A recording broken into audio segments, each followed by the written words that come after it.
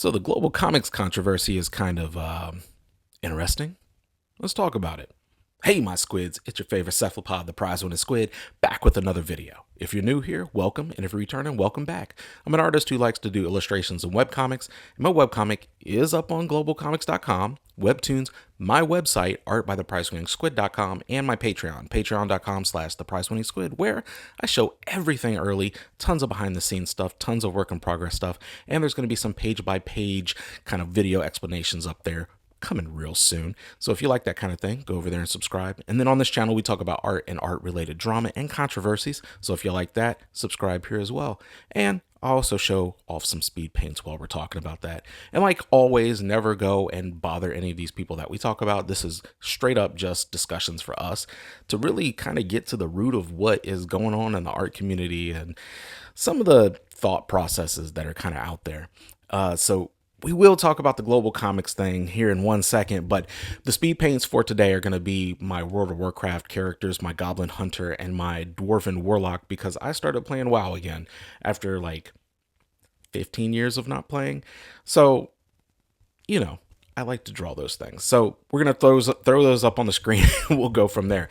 But what am I talking about with the GlobalComix controversy? So if you guys don't know what GlobalComix is, I'll explain it real quick. GlobalComix is essentially a website and app that you can go to. You can read comics. You can read comic books from like the big two, Marvel and DC. You can read manga from overseas. We have some of that to talk about today as well. And then you can read indie comics, stuff like mine, where we're not getting paid, or we can set it up for people to pay if they want to do that. There's a lot of options on there. I went with GlobalComix because they don't just support one type of comic. They do vertical scroll and they do your normal kind of flip page by page scroll, for comics. They have that, but then they have where you can do episodically if you want. You can do one big issue that you kind of update that over time. So there's a lot of different things that you can do. Then also, if you make changes in your comic and you want to go back in and kind of like update a page without having to pull the whole thing down, you can do that super, super easily as well. So I chose them as my platform for that because of the number of options that they had.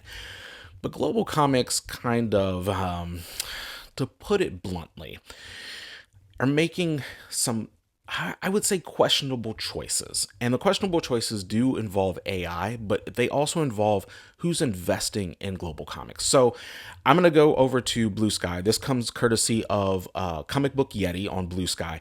And Comic Book Yeti said, I might stir up a hornet's nest with this, but I have concerns about the recent GlobalComix acquisition news, primarily with the capital interest from Point 72 Ventures. I did a little bit of digging, and here's what I found. And of course, they have the Forbes article that's listed there. I'm not going to go through the Forbes article. You guys can read that. But essentially, they were saying that they raised 13 million, for GlobalComix. They acquired Anchor, so they're going to try to bring some more manga style stuff over. A lot of Japanese, Chinese, and Korean comic books and everything like that over, and they want to just grow the platform because GlobalComix has been growing. They were able to sign deals with Marvel, so they were able to get a ton of Marvel stuff on there. DC, they signed deals with, I don't want to say years ago, but it was a pretty big deal when DC was like, yep, you know what, we're going to start putting stuff on there. And I remember when stuff started showing up kind of on their platform, and Batman and stuff started showing up on the platform. I was like, okay, so they're getting like bigger titles, and now these are like being put up for people to actually go to. Like, I think X-Men is now on there. You can go read and stuff like that. But I'm gonna scroll down. Comic Book Yeti said 2 notable things from the landing page of Point 72's website. AI is pushed heavily, and more concerning is their belief in investing in autonomous military technology. Why they would be investing in comics, unclear, but this doesn't sit well with me at all. I'm going to click on these 2 images that Comic Book Yeti has, and it says, together, these forces underscore our belief in the strategic importance of investing in solutions that enhance global stability and security. Emergent technologies are a key factor in the global power balance, and at Point 72 Ventures, our view is that AI, autonomy, and software-first systems will redefine modern conflict with their prioritization of agility over mass and scale. And then the next one, autonomous systems must operate in coordination, adapt on the fly, and reduce the need for human operators. Cyberspace is now a contested domain, and in our view, decision speed, the ability to evade surveillance, and offensive capability provide a clear advantage, and space has grown from a support layer to critical infrastructure. Why are you investing in comic books then? That that seems real weird, right? So of course they have Stephen A. Cohen is a billionaire, owner of New York Mets. He's CEO of Point 72, founder of SAC Capital Advisors, pleaded guilty in 2013 to wire and securities fraud for insider trading and paid 1.8 billion in fines and served a 2-year ban. I would probably be put away for life for something like that. But he got a 2-year ban, right? He's also a prolific political donor, and it's obvious who he's donating to. People that benefit from what Point 72 would be wanting to do and go for. And then Henrik Ryberg was elevated to CEO of GlobalComix, and I believe it was GlobalComix. Let me actually, before I misquote that, let me make sure. Yes, GlobalComix named Henrik Ryberg as the new CEO. So the reason why I wanted to double check that is because Henrik was elevated to CEO, who in the Forbes article describes Global's new approach as becoming the Figma for comics.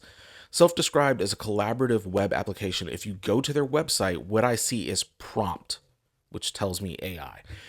So because of all of this, I'm not going to read everything that the Comic Book Yeti posted, just because you should go read, the rest of what Comic Book Yeti kind of said. But the reason why I'm bringing this up is because on March 20th this year, they actually, GlobalComix actually updated their policy on AI. Now, GlobalComix has been notorious in basically skirting the issue and not really talking about like their AI policy. And it's been known that there has been generative AI stuff on their platform. There was a comic I started reading, and it was like the first 2 pages were not generative AI, or if they were, it was so minimal, but you as like just a comic book reader you read the dialogue, you might quickly glance at the pictures, not sitting and studying like full time. Like you want to get through the story and then you can come back and kind of really take in the panels, like really take them in. If you're just a casual reader, you're going to skip through that. You're going to go past it. You won't even notice it. But because I was looking for very specific things, right? I was looking at kind of like some of the pacing, some of the panel layouts, stuff like that. These were things that I was going to end up noticing. And I realized like the first page or two, it was pretty obvious that they had done a lot of the work themselves on the first couple pages because it looked like it. And I was like, you know what? I appreciate that. And then after that, there started to become like weird things, like fingers and hands kind of blending together when they shouldn't. This was a couple years ago. So this wasn't like super recently. This is when it was a lot easier to see AI images and to pick them out, pick them apart from what people are now putting out. But it was like things would blend together that weren't supposed to blend together, right? And you could tell that it almost felt obvious that this person started making a comic book and then was just like, making comics is hard. I'm just going to feed the rest of this into AI and see what I get. And it was pretty terrible. It was actually, it fell apart really, because I read maybe 10 pages total. And after like the third or fourth page of this AI stuff, it fell apart and a lot of the dialogue didn't go with what was going on. And you could kind of tell that they kind of just was like, this image is good enough, right? And so that was on GlobalComix. And fast forward to now, they now finally put out their content policy, right? And so we're going to just go through this real quick because I really want to get to what the bulk of what I want to talk about today actually is. So they're saying their changes policy to remove fully AI generated works. Okay, cool. This is the TLDR. These works have been hidden today from the platform, so you can't find them. I probably won't be able to find that thing that I read a couple of years back, right? Our content team is working through finding mislabeled, undisclosed AI content. We support using AI tools supporting creator workflows, but not as fully generated. So that's important. I will get to that part in this. GlobalComix is first and foremost a home for human creativity. We recognize that emerging technologies, including artificial intelligence, can be used as creative tools, but also that their use raises valid concerns about originality, respect for artists' rights, and quality.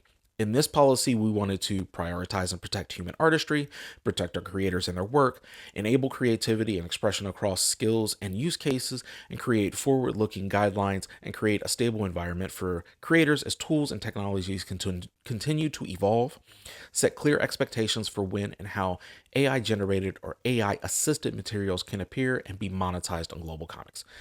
So, I'm not gonna read like when AI use is acceptable in comics or any of that. You can honestly go look at the rest of their policy. The part that I want to get to, and the part that kind of concerns me with this, is that when they lay it out, it's not a we're closing the door on AI use. It's we might go through and kind of look to see if you used it.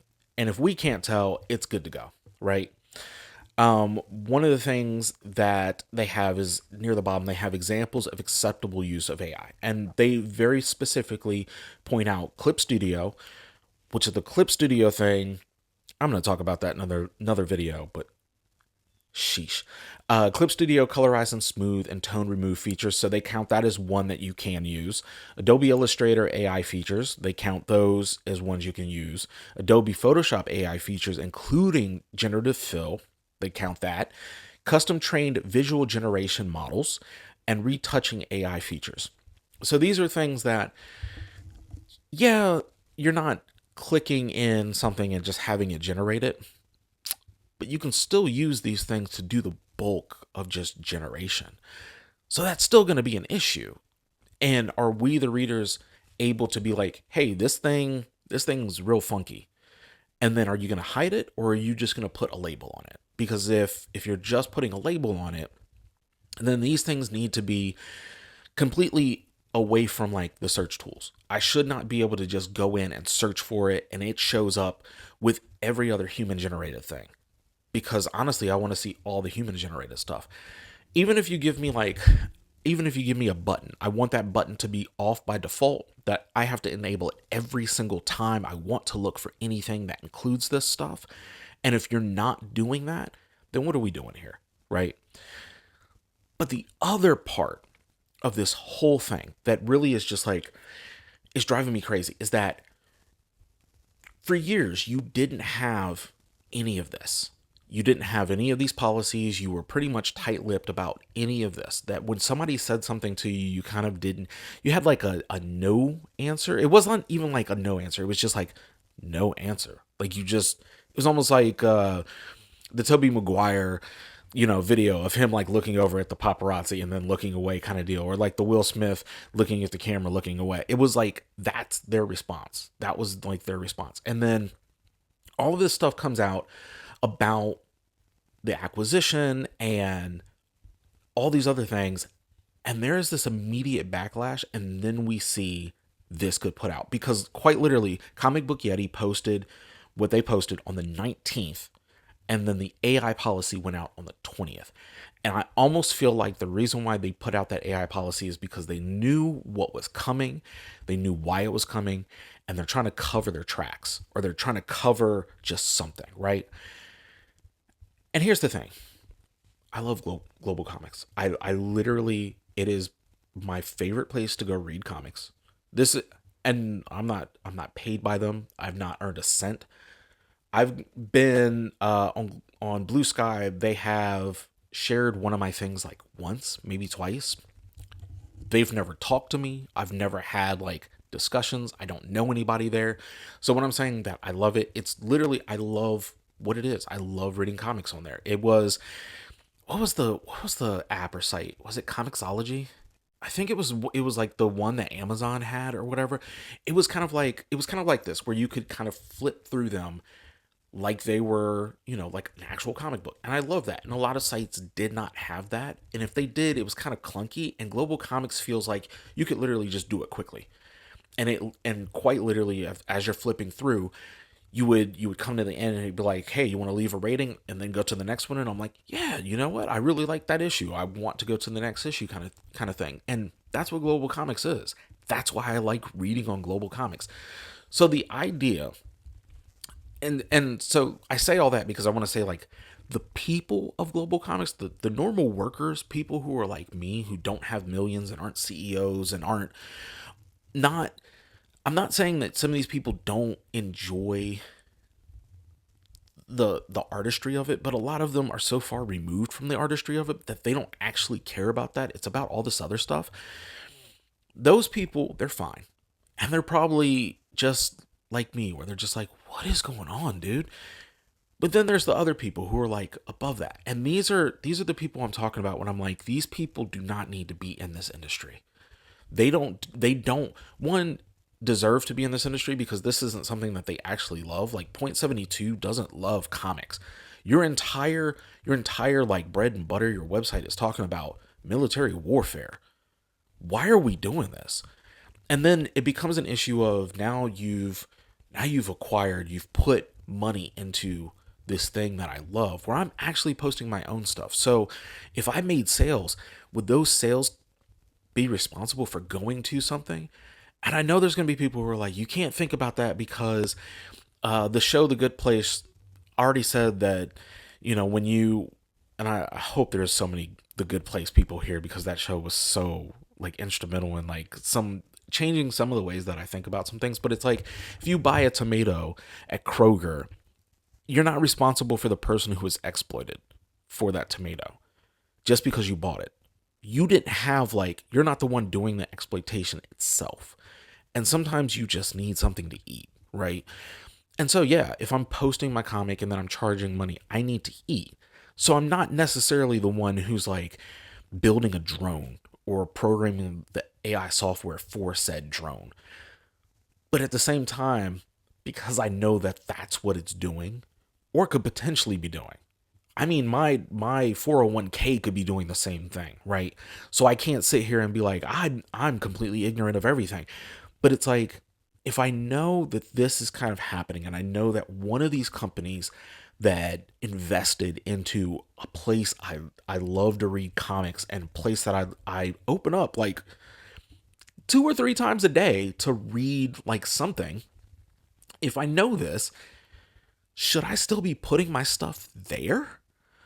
And that's kind of like, that's the dilemma, right? That's where I'm at, like, mentally with this whole thing, because it is worrying. Besides the AI policy that they have and all this other stuff that they're kind of like, putting together, and all this, and what potentially the AI stuff could even mean on GlobalComix, it's like, man, should I be hosting my stuff in a place where I'm just like, the investors, they're probably not that great of people. And at the same time, I'm like, but if I leave, that's the bulk of my readers. Most of my readers are on GlobalComix. There are a lot of people who go to my website, but it pales in comparison. My webtoons, it pales in comparison there as well. But arguably I don't promote my webtoons as much, and there's some stuff that I need to change with it. But it's like GlobalComix was and kind of is right now where I funnel people to, because it has the reading experience that I think I want my readers to have. And it has reading experiences that I enjoy in comics. But should I continue pushing them there? I don't know. So that's where I'm at now. I have started looking at better solutions for my comic on my own website, and then not monetizing the comic as in like you'd have to pay to read the comic, but figuring out, if people did read my comic, is there a way for me to earn just a little something to help with like hosting costs and other things, because it does cost to host my comic.